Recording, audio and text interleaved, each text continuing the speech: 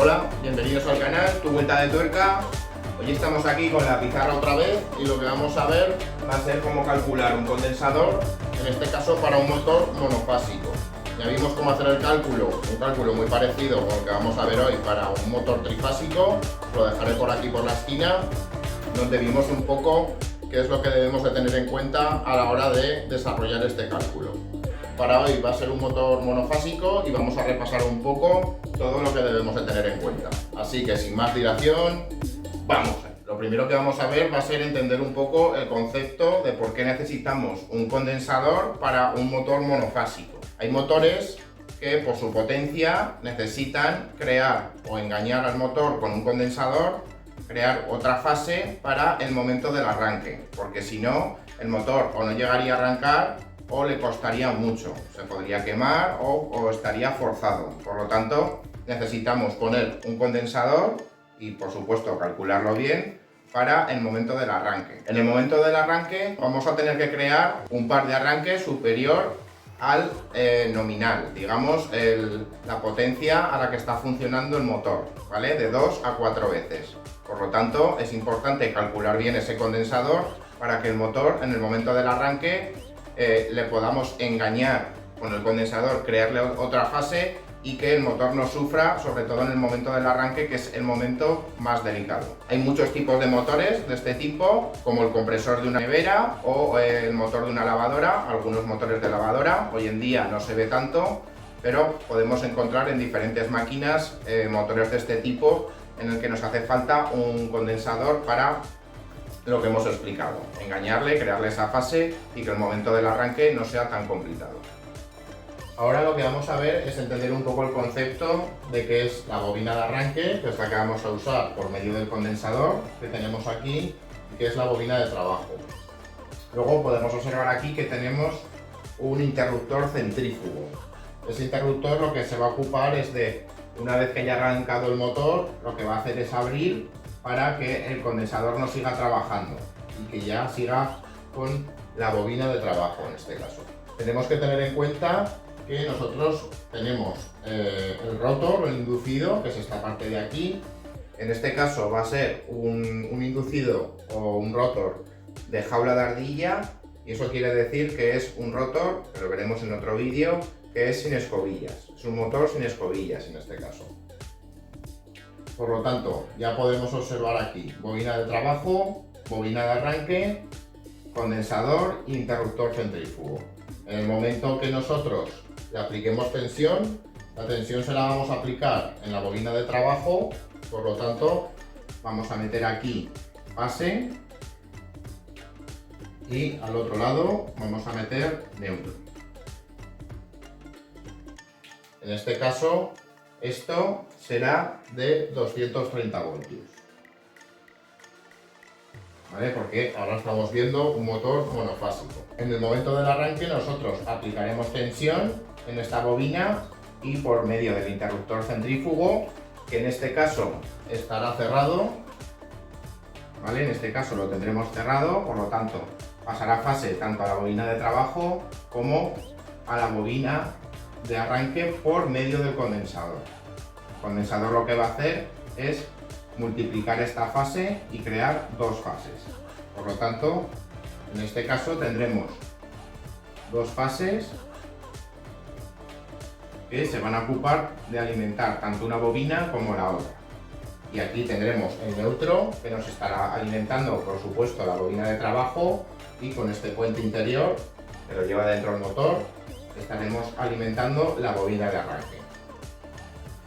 Una vez que haya cogido las vueltas suficientes al arrancar, lo que va a hacer el interruptor es cortar y entonces nos va a anular el condensador. Por lo tanto, al no tener alimentación el condensador, lo que va a hacer es trabajar con la bobina de trabajo. Lo que vamos a ver en este vídeo es cómo calcular el condensador necesario, que debemos de tener en cuenta, y vamos a ver con un caso práctico, con un motor que tenemos aquí, cómo sacar todos los datos, cómo trasladarlos y posteriormente cómo hacer el cálculo para ver qué condensador lleva. Hay que tener en cuenta que siempre tenemos que hacer caso al fabricante. puede ser que en motores no veamos la placa bien y no nos lo ponga según el motor, pero muchas veces en la placa, como vamos a ver, el fabricante ya nos dice el condensador que debemos de poner. Pero en el caso que no lo tengamos, vamos a ver cómo desarrollar el cálculo para no tener ningún problema. Una vez con el motor, en este caso vamos a ver este motor, es un motor italiano que en realidad es una turbina de aire, ¿vale? Entrada de aire y salida de aire, pero al fin y al cabo tenemos un motor de jaula de ardilla, como ya hemos comentado, y con un condensador, que ahora lo vamos a ver. Aquí arriba en la caja tenemos el condensador, pero lo primero de todo, antes de ver el tema de las conexiones, ya lo hemos visto en la pizarra, bastante claro, pero antes de ello vamos a ir a la etiqueta y vamos a leer lo que nos pone. En este caso tenemos los kilovatios del motor, que en este caso sería de 1 kilovatio con 10. Tenemos los voltios, que va a 230, por lo tanto es un motor monofásico, pero que va con condensador. Luego tenemos los hercios, en este caso es de 50 hercios. Luego tenemos el amperaje, que vemos que es de 6,70. Este dato lo vamos a tener que recoger, tanto los amperios como los hercios, como el voltaje. El voltaje ya lo sabremos porque es un motor monofásico, pero esos tres datos son muy importantes a la hora de desarrollar el cálculo. Ahora cuando pasemos a la pizarra lo veremos claramente y mantendremos una pequeña fotografía de la etiqueta. Luego tenemos las revoluciones por minuto que nos marca, y aquí que tenemos cose, esto es el coseno de phi o el factor de potencia de este motor. En este caso es muy cercano a 1, 0,93. Luego si vamos aquí a la parte derecha, vemos que nos pone UF 31,5.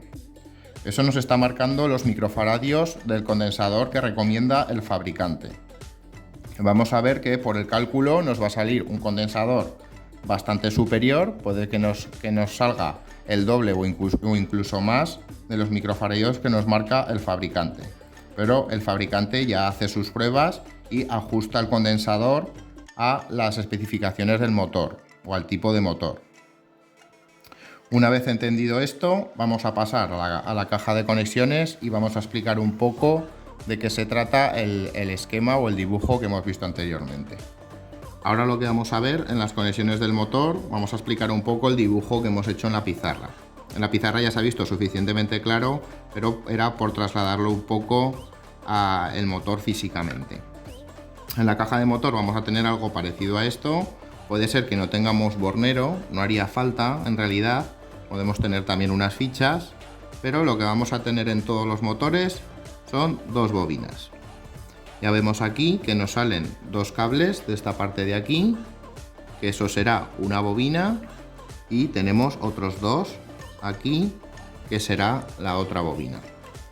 Aún no sabemos cuál es la bobina de arranque y cuál es la bobina de trabajo, pero para eso nos vamos a ir a la alimentación. Aquí tenemos fase y neutro y vemos que nos está cogiendo, por este lado nos está cogiendo esta bobina de aquí, que es esta de abajo, y nos está cogiendo la fase, el cable negro de la otra bobina. Y luego en el neutro vemos que nos está cogiendo esta de aquí. Por lo tanto, ya sabemos que si entre fase y neutro tenemos una bobina, aunque tengamos otro cable de otra bobina en la fase o en el neutro, si entre fase y neutro nos está cogiendo ya una bobina, en este caso vemos que en el neutro nos coge el rojo y en la fase nos coge el negro, que es este de aquí. Estos dos cables de aquí son estos dos, por lo tanto ya sabemos que esa bobina va a ser la bobina de trabajo. Una vez hemos localizado la bobina de trabajo, ya podemos ver por el esquema, lo dejaré por aquí en una imagen, cómo lo tenemos.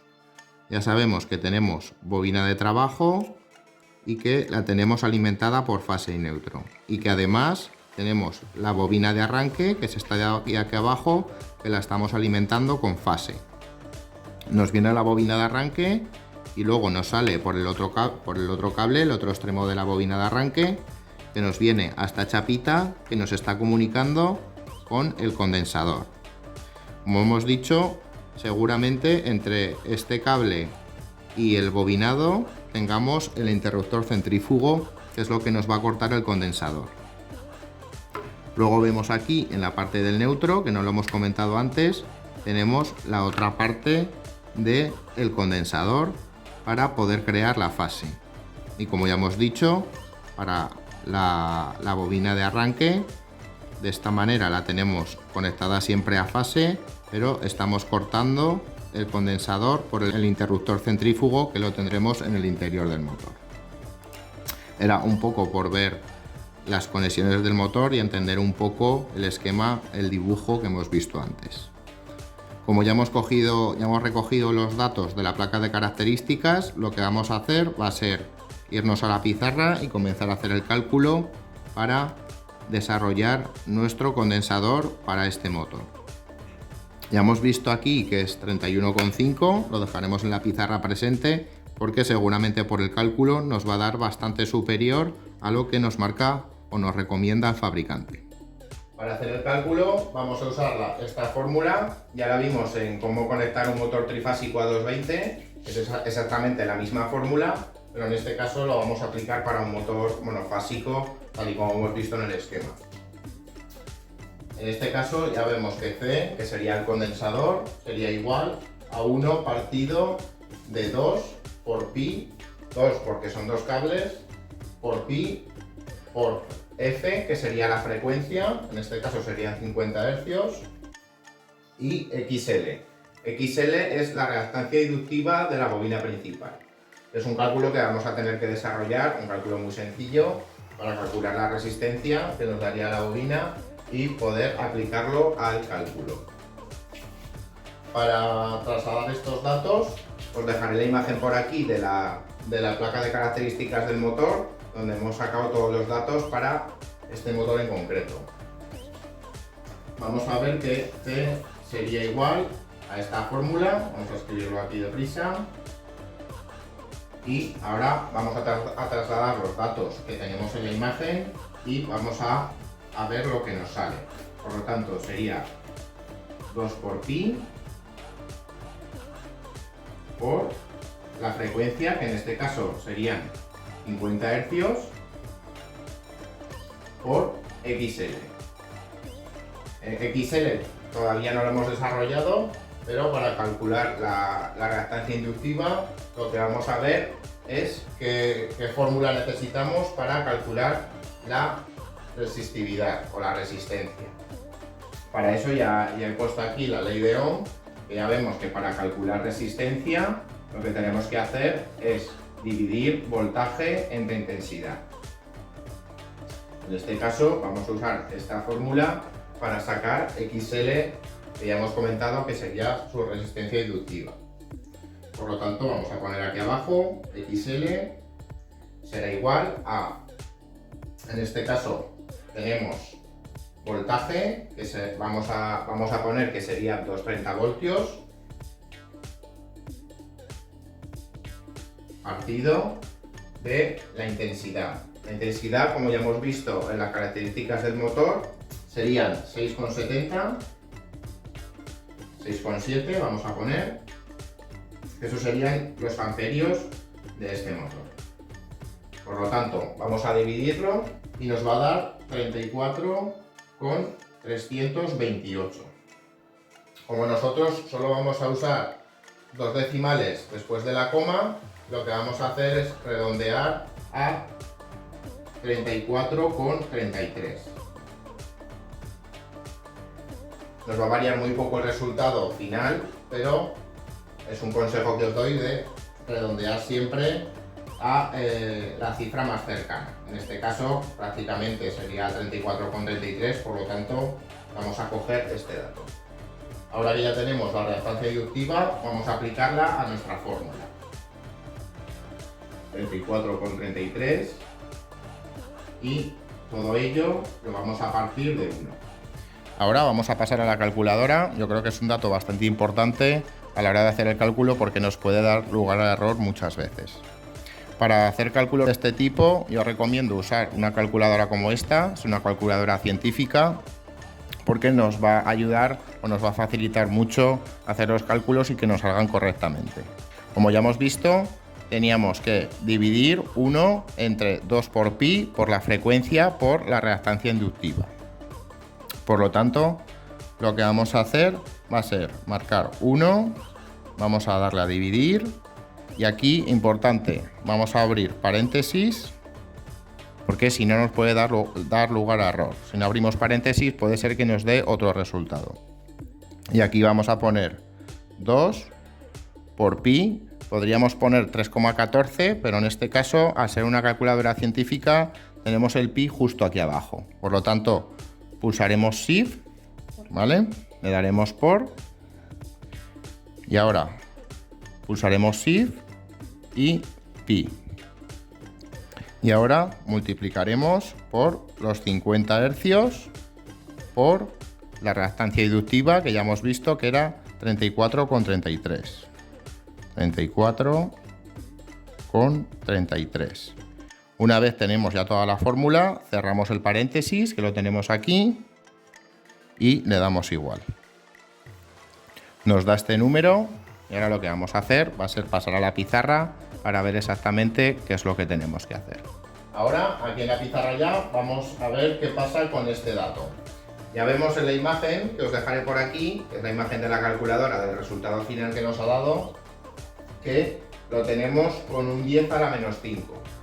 Eso es porque todo este dato, todo este número no nos cabe, ¿vale? Por lo tanto, si lo multiplicamos por 10 a la menos 5, nos va a dar 0,00009272061.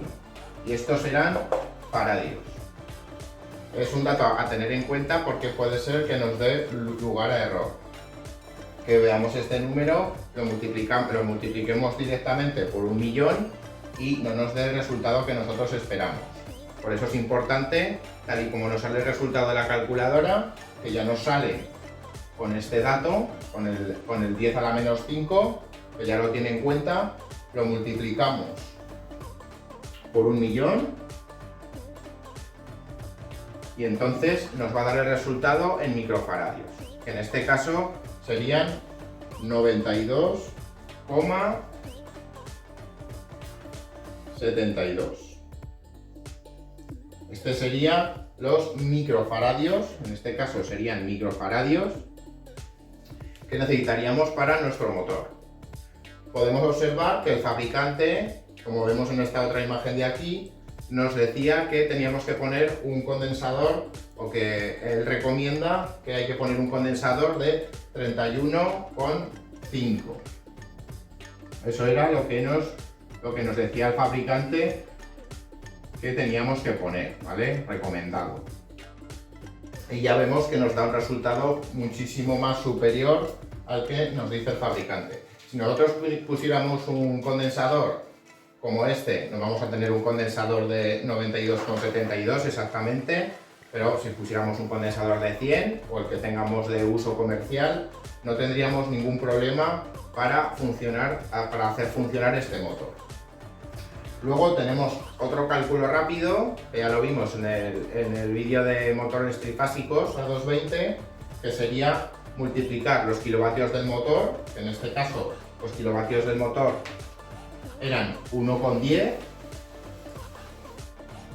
podemos poner 1,10, que son kilovatios, y multiplicarlo por 70 microfaradios por kilovatio. ¿Vale? Esto nos daría igual a 77 microfaradios. Esto es un cálculo rápido que se hace muchas veces en electricidad, sobre todo cuando estás trabajando. Se hace muchas veces este cálculo rápido para ver más o menos una cifra que se pueda acercar a lo que nosotros necesitamos. Es recomendable hacer este cálculo si no tenemos el dato del condensador que nos recomienda el fabricante. Es recomendable hacer este cálculo porque nos va a dar mucho más preciso las unidades de microfaradios que necesitamos para el condensador. Pero también tenemos que tener en cuenta que tenemos esta opción para poder hacerlo.